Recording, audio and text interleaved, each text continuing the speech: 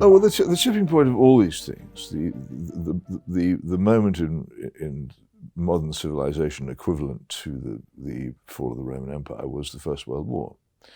And the damage which that did to the whole Anglosphere was permanent. Also, the shift in power in the Anglosphere away from Britain and towards the United States, which was already taking place, hugely accelerated in a way which was, I think, quite damaging for both countries.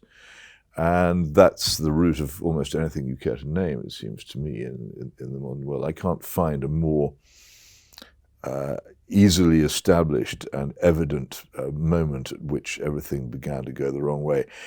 It's Paul Cambon, who was the French ambassador to London for many years, both before and after the First World War, reckoned that in 1918 that Britain had undergone a revolution as considerable as that which his own country had undergone in 1789.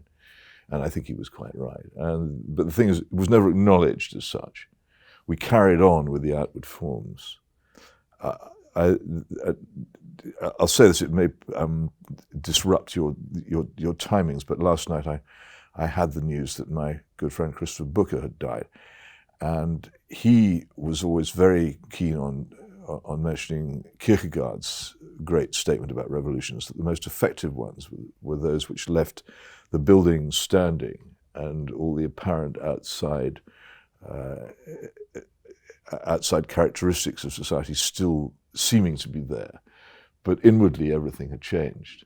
And so people couldn't really understand that a revolution had taken place, and yet they lived in a society in which a revolution had taken place. And that's been the position, particularly of this country, but of course of all the countries which it influences politically and culturally and morally, ever since really 1914. And most particularly, almost exactly 103 years ago, the Battle of the Somme in 1916, when we threw away the flower of our manhood in a few days.